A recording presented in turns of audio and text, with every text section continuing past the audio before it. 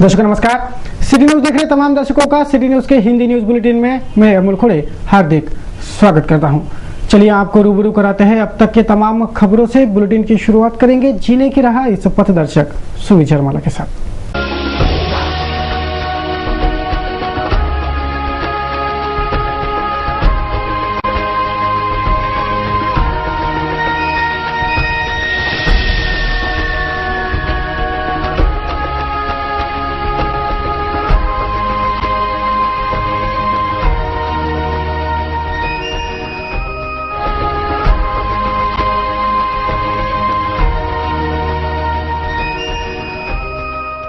जीने की राह के बाद अब बारी है खबरों के श्रृंखला की। सर्वप्रथम नजर डालेंगे बुलेटिन के सुर्खियों पर।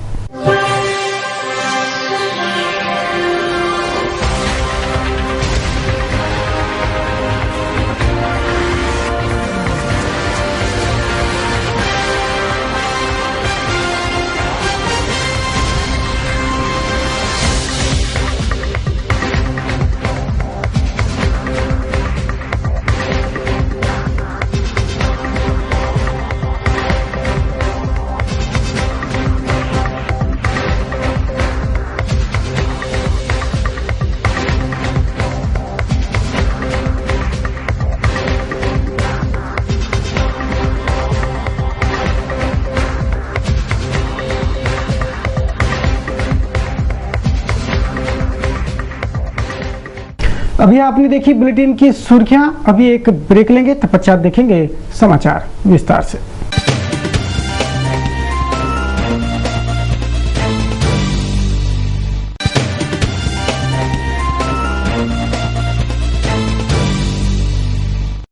अब देखते हैं संपूर्ण समाचार विस्तार से।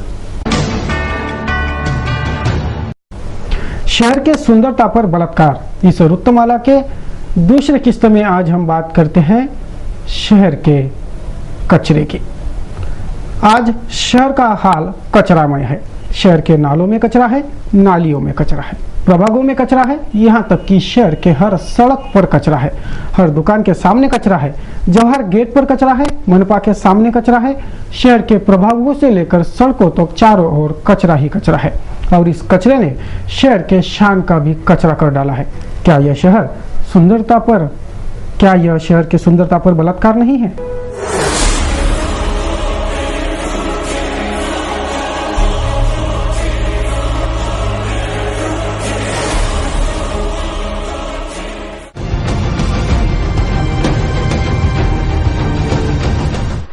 हमारे सर्वांग सुंदर अमरावती का हाल बीते दिनों से कचरामय होकर रह गया है। शहर के सुंदरता पर लगातार बलात्कार पर बलात्कार किया जा रहा है और सब कुछ देख समझकर भी हमारा महकमा अजब की चुप्पी साधे है। आज शहर में जहां देखो वहां सिर्फ कचरा ही कचरा दिखाई पड़ता है। आप खुद देखिए ना, शहर की नालियां कचरे से भरी पड़ी है। शहर के प्रभाग तो गंदगी और कचरे से सराब हो रहे ही, शहर की सड़कें तक कचरे से भरी पड़ी है। आपको जिंदा तस्वीरें दिखाते हैं। मनपा के आयुक्त चंद्रकांत गुडेवार भी यह तस्वीरें जरूर देखें। शुरुआत करेंगे नालियों से। तो अधिकांश नालियां कचरे से जाम है। नालियां तो नालियां, सभी नालों में भी कचरा ही कचरा भरा पड़ा है।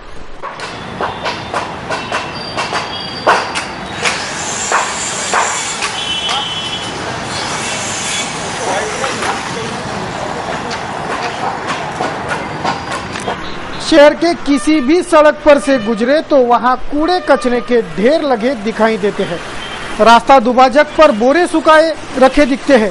कंटेनर के इर्द गिर्द कचरा ही कचरा दिखता है।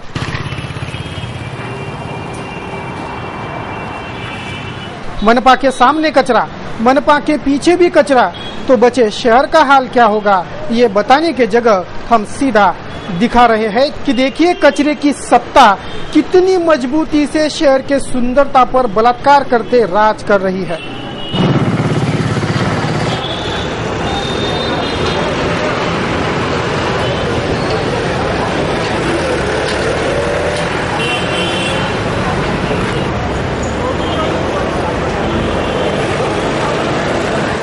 आखिर ये कचरा शहर से हटता क्यों नहीं?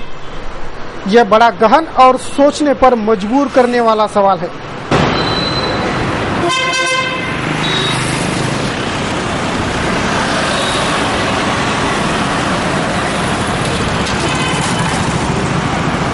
लेकिन आपको सुनकर आश्चर्य होगा कि एक झटके में सारे शहर का कचरा साफ हो सकता है। हाँ, अगर महकमा चाहे तो।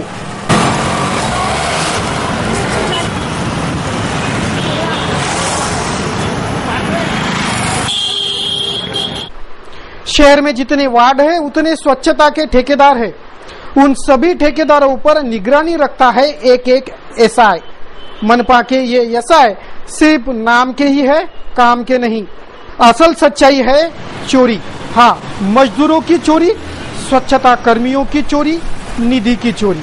और यह चोरी करते हैं वह सभी एसआई जिन्हें स्वच्छता की जिम्मेवारी के साथ हर वार्ड, हर प्रभाग में मनपा ने नियुक्त कर रखा है। हर एक प्रभाग में स्वच्छता ठेकेदारों ने स्वच्छता के काम पर 10 से 15 कर्मचारियों की नियुक्ति सिर्फ दिखाई है, लेकिन पूरा शहर जानता है कि सिर्फ 4 या 5 ही कर्मचारी प्रत्यक्ष में स्वच्छता करते दिखाई पड़ते हैं। बचे कर्मचारी सिर्फ कागजों पर ही स्वच्छता में तैनात होते हैं। एक स्वच्छता ठेकेदार ने तो अपना नाम ना जाहिर करने के शर्त पर बताया है कि अगर ऊपर तक पाकिट पहुंचाना ना पड़े तो हम हमारा काम पूरे ईमानदारी से कर सकते हैं। हम चोरी करते ही इनके लिए है। गुडेवार साहब, आपके लिए ये खबर है। ठेकेदार कहता है ऊपर तक पहुंचाना पड़ता है। अब आपको ही बताना पड़ेगा कि ऊपर कौन है जो शहर का कचरा कर अपनी जेबें भर रहे हैं, क्योंकि प्रशासनिक महकमे के प्रमुख के रूप में अब सबसे ऊपर आप ही बैठे हो। यह जाहिर सी बात है कि 15 आदमियों का काम अगर 5-6 आदमी करेंगे तो काम कितना खरा होगा, कितना अच्छा होगा। कितना अच्छा हो रहा है ये तो मनपा के सामने का कचरा ही बता रहा है। नालों में भरा पड़ा कचरा चीख चीख कर कह रहा है कि हमें यहाँ से हटाओ। शहर के शान का कचरा हो रहा है और बातें स्मार्ट सिटी की चल रही है। क्या ऐसे से हो जाएंगी अमरावती स्मार्ट सिटी? यह सिटी किसी भी कोने से स्मार्ट तो दिखती नहीं। मनपा के कर्मचारी और अधिकारियों की आदतें बिगड़ चुकी है। यह बिगड़ी आदतें ही सबसे पहले ठीक करनी पड़ेंगी। आयुक्त साहब, जवाब दो, क्या आप यह करेंगे? आपने भले ही अलग अलग शहरों में अपने काम की छाप छोड़ी हो, लेकिन आपकी छाप अमरावती पर कब दिखेंगी? शहरवासी वह सब देखने उत्सुक है जो आपने अलग अलग शहरों में कर दिखाया है। जनता कहती है कि हमने बड़े बड़े शहरों में अच्छे अच्छे अधिकारियों का अच्छा काम देखा है, लेकिन वही अच्छा काम अमरावती में किसी अधिकारी को करते आज तक देखा नहीं गया। अब आपसे आस है, उम्मीद भी है कि आप शहरवासियों के उम्मीदों पर खरा उतरेंगे। शहर के सुंदरता पर बलात्कार करने वालों को अच्छा सबक सिखाएंगे ना?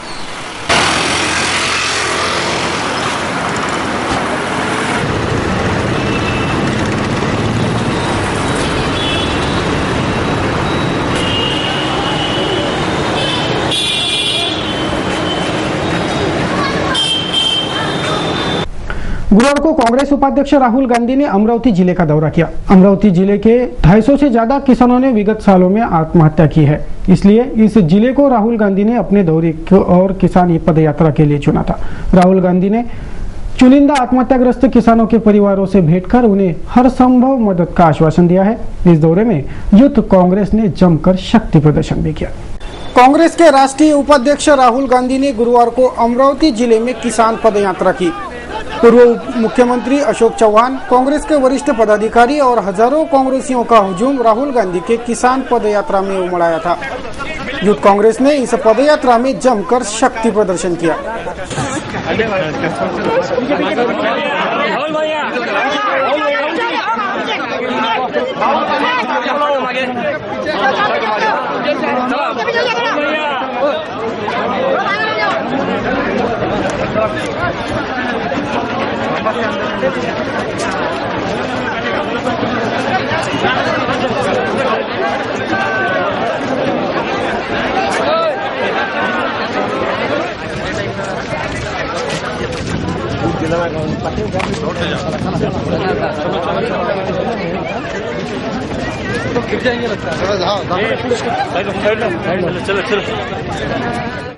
जिले के धामनगांव तालुके के ग्राम गुंजी से राहुल गांधी की किसान पद यात्रा शुरू हुई। गुंजी में उन्होंने आत्महत्या ग्रस्त वाड़के परिवार से भेंट कर उन्हें सांत्वना दी। वहां से वे शाहपुर ग्राम के कामड़े परिवार के घर पहुंचे। शाहपुर के किसानों को हर संभव मदद का आश्वासन देकर उनका काफिला रामगांव और ग्राम राजना पहुंचा।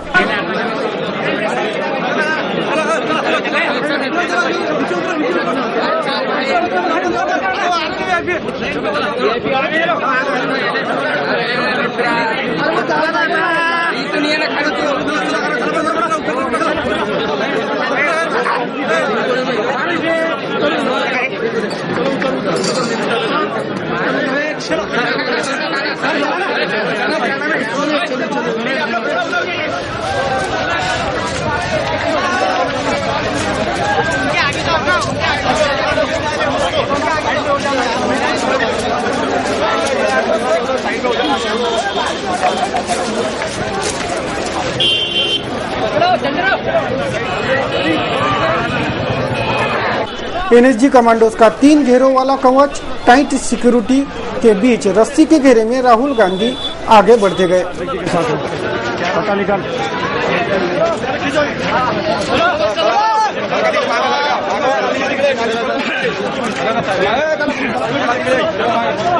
चलो चलो काका चलो आगे चलो आगे चलो चलो आगे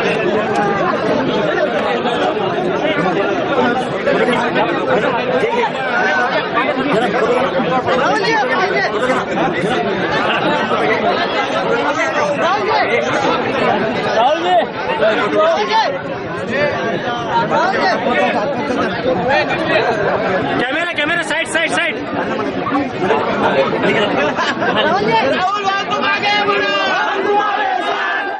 बाहर से जाएंगे।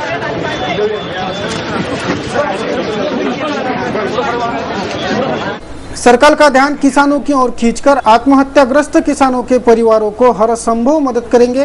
कांग्रेस किसानों के पीछे खड़ी है, ये दावा उन्होंने इस किसान पदयात्रा में किया।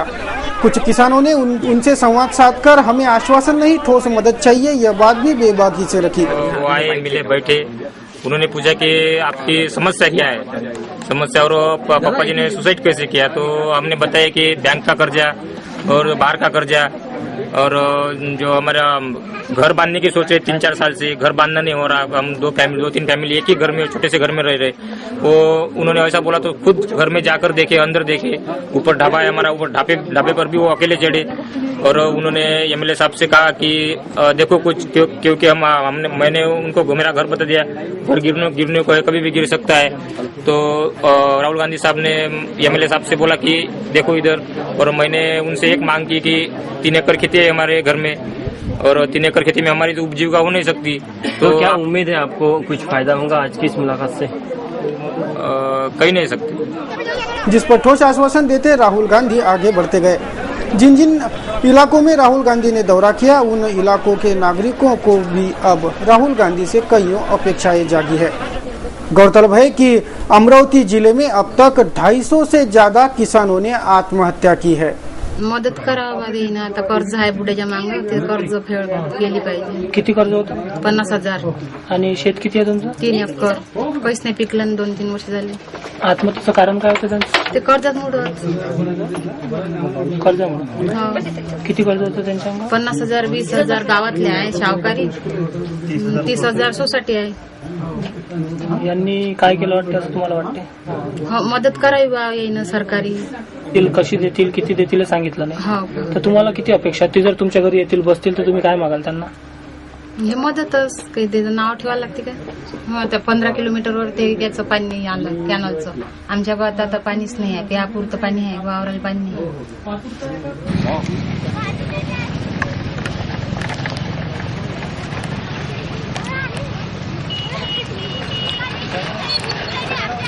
अमरावती के सांस्कृतिक शान कहलाने वाले संत ज्ञानेश्वर सांस्कृतिक भवन में हो रहे घोटाले पर सिटी न्यूज ने कईयों बार महकमे का ध्यान खींचा था, लेकिन इस खबर को मनपा महकमे ने हल्के में लिया। ताकि उनका भेद ना खुल जाए। लेकिन सिटी न्यूज की पहल अब जाकर रंग लाई है। मनपा के 8 अफसरों पर पुलिस ने जालसाजी के अपराध दर्ज किए हैं। सालों से यह मामला बस दबाया ही जा रहा था। शहर की शान कहलाने जाने वाले सांस्कृतिक भवन में 21 लाख रुपयों के गड़बड़ी किए जाने की पोल उजागर करते हुए मनपा आयुक्त चंद्रकांत गुडेवार द्वारा जारी किए आदेश के आधार पर बुधवार की शाम उपायुक्त चंदन पाटिल ने सिटी कोतवाली पुलिस थाने में मनपा के 8 अफसरों के खिलाफ एफआईआर दर्ज कराई है।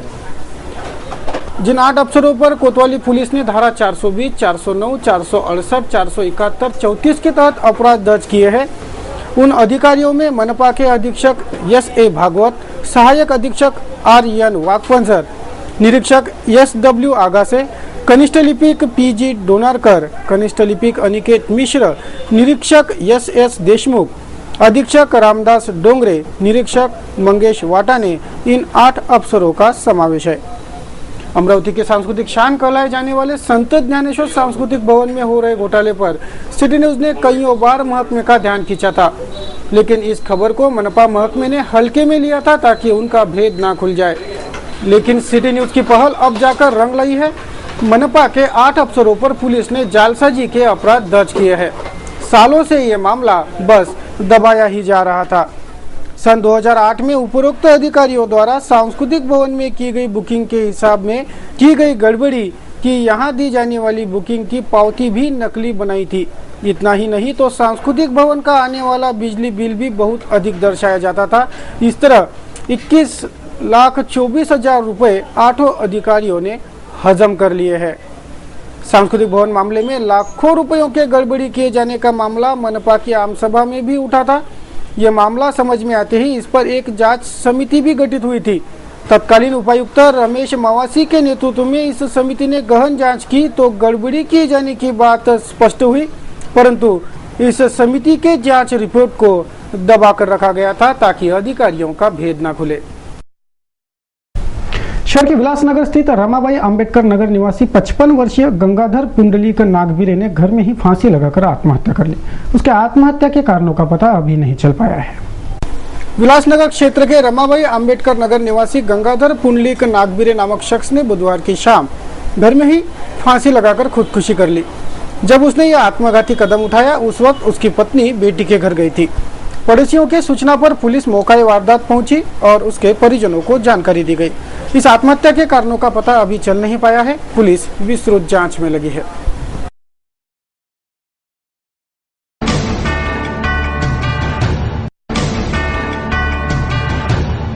दर्शकों, न्यूज बुलेटिन में रुकेंगे कमर्शियल ब्रेक के लिए। ब्रेक से लौटेंगे तो देखेंगे कुछ और खबरें। बने रहिए सिटी न्यूज के साथ। ब्रेक के बाद खबरें और भी है।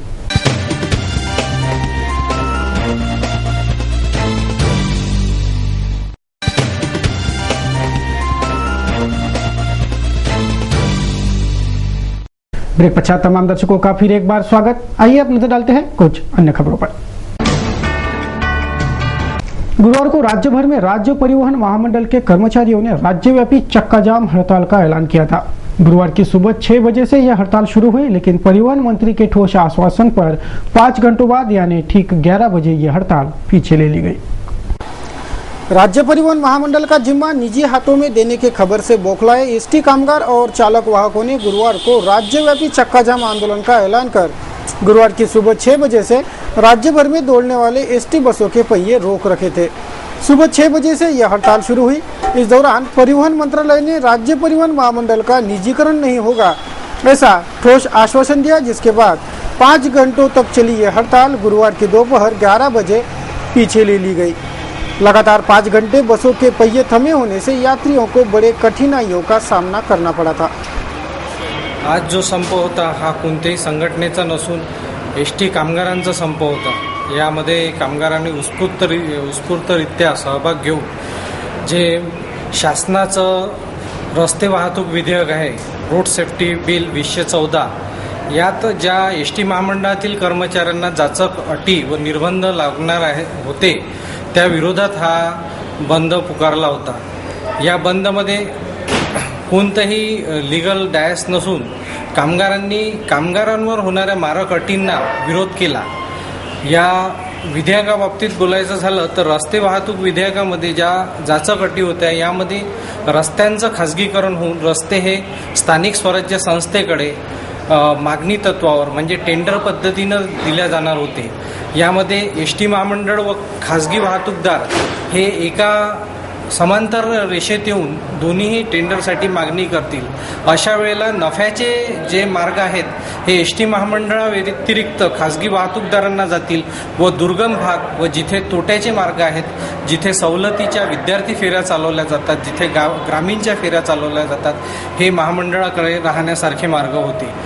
हे सर्व पाहता यामध्ये प्रवासी जनता, विद्यार्थी, सामान्य जनता, प्रवास करणारे रोजंदार कर्मचारी या सर्वांचं दृष्टीनं हे हानिकारक होतं. कारण एकदा ज्या रोजच्या दैनंदिन वाहतुकीच्या वेळेला जर ही वाहतूक जर खाजगीकडे गेली तर खाजगी वाहतूकदार हे या प्रवाशांना किंवा विद्यार्थ्यांना कोणत्याही प्रकारचं आज आपने बंद किया था, फिर आज 6 से 11 बजे तक आपके 11 बजे गाड़ी चला, आपको क्या आश्वासन मिला? हा बंद जो होता हा महाराष्ट्र राज्यव्यापी बंद होता. यामध्ये नॅशनल ट्रान्सपोर्ट युनियन जी आहे आमची केंद्राची, याच्यासोबतच ज्या राज्यात हे विधेयक लागू होणार होतं त्या राज्यात याचे दुष्परिणाम होणार होते. त्यामुळे निश्चितच ज्या राज्यात ट्रान्सपोर्ट ही शासकीय आहे किंवा निमशासकीय आहे तिथे याचे परिणाम होणार होते. त्यामुळे त्या राज्यात आजचा हा बंद पुकारण्यात आला होता. त्याचप्रमाणे महाराष्ट्र राज्यात सुद्धा एस टी महामंडळाचे संपूर्ण राज्यभराचे कर्मचारी या संपात आज पहिल्या फेरीपासून सहभागी होते. त्याचबरोबर रस्ते वाहतूक विधेयक 2014 हे लागू होणार नाही, हे 2 गोष्टीचं आम्हाला आश्वासन मिळालं आणि याच अटीवर आम्ही हा संप मागे घेतला. हा कोणत्याही संघटनेचा नसून हा कामगारांच्या एकजुटीचा, कामगारांनी आम्हाला दिलेल्या समर्थनाचा विजय आहे. शहर के पुलिस आयुक्तालय के थोड़ी ही दूरी पर जिले का मुख्य टीबी अस्पताल है. इस अस्पताल के सामने एक अज्ञात मरीज तड़पते दिखाई पड़ा.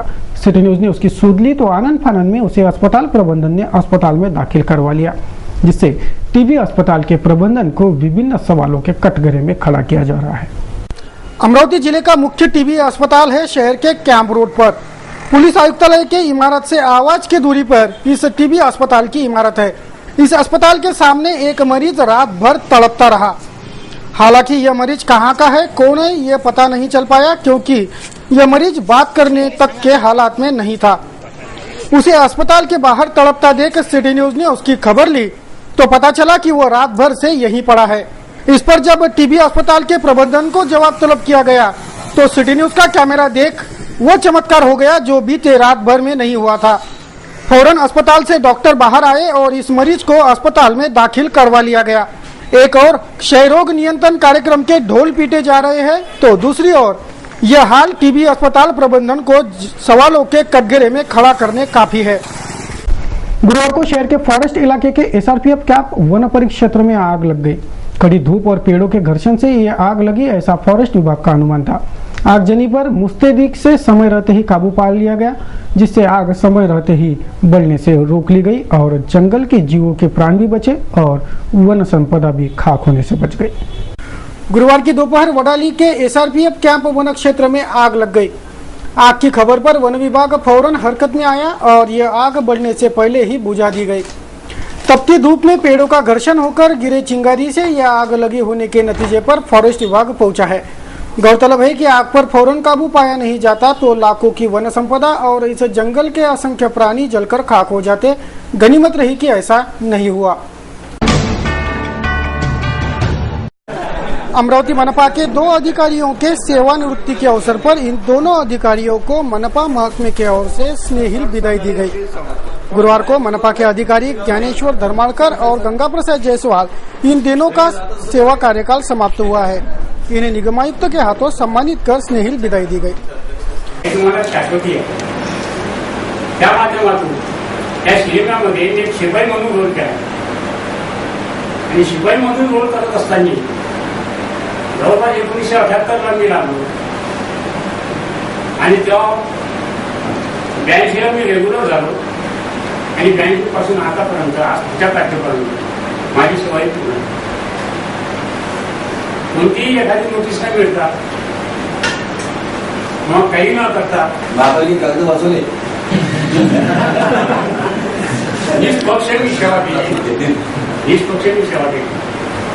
महापालिकेमध्ये काम करताना मला असं वाटतं की प्रत्येकाचं 2-3 वर्ष कमी होते आयुष्य.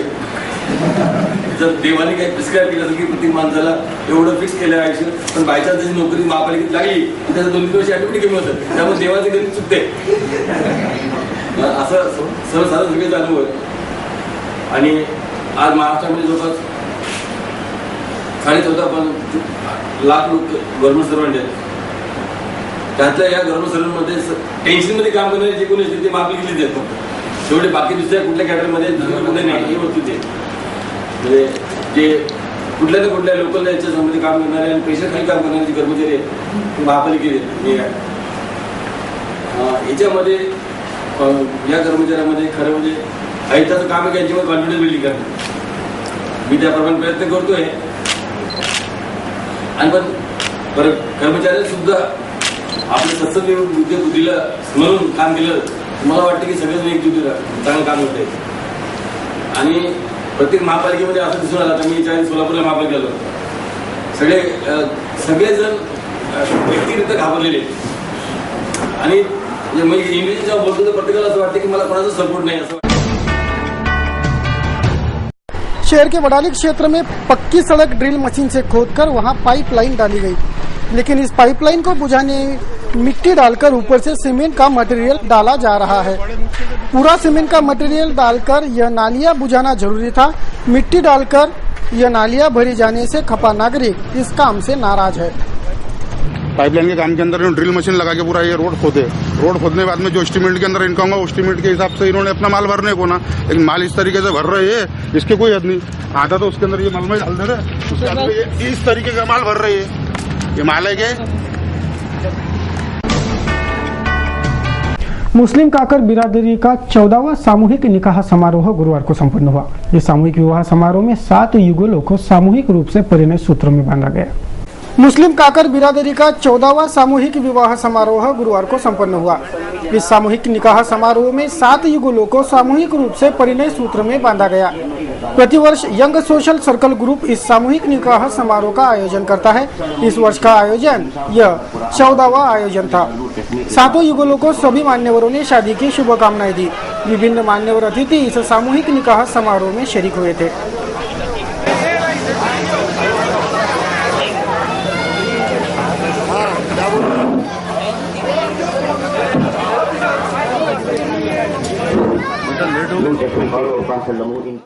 अब एक नजर डालते हैं आज के कार्टून कोना पर.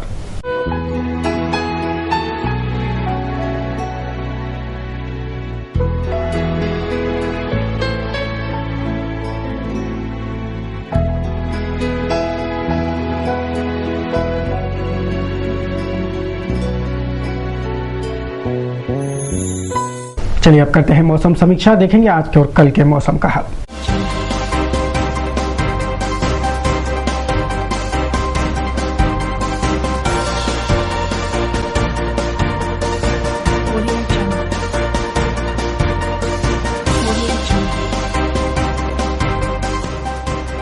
गुरुवार को शहर का अधिकतम तापमान 42 डिग्री सेल्सियस तो न्यूनतम तापमान 27 डिग्री सेल्सियस रखा गया. बात करें शुक्रवार की तो शुक्रवार को शहर का अधिकतम तापमान 43 डिग्री सेल्सियस और न्यूनतम 27 डिग्री सेल्सियस रहने का अनुमान है. चलिए अब देंगे उन सभी को बधाइयां जिनका आज जन्मदिन है.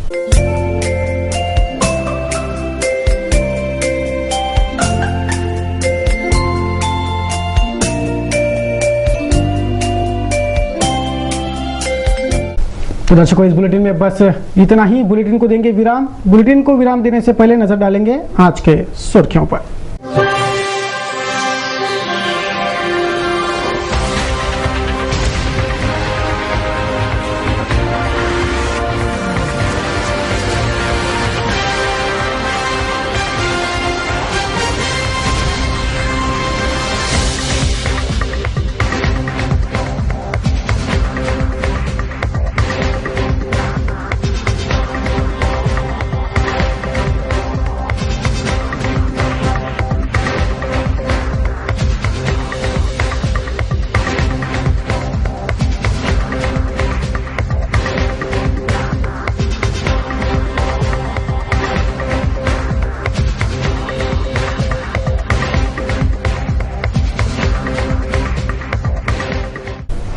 सिटी न्यूज के बारे में आप सभी से सुझाव एवं विचार सादर आमंत्रित है। हमारा पता सिटी न्यूज कार्यालय धनराज लेन सक्कर 7 अमरावती। हमारा दूरभाष क्रमांक है 2570-326। हमारी वेबसाइट है www.citynews.net.in। ताज़ा तरीन खबरों के लिए देखते रहिए अमरावती का number 1 news channel city news. ताज़ा तरीन खबरों को लेकर जल्द हाजिर होंगे, तब तक के लिए दीजिए इजाजत। आप सभी को महाराष्ट्र दिन की हार्दिक शुभकामनाएं। जय हिंद, जय महाराष्ट्र।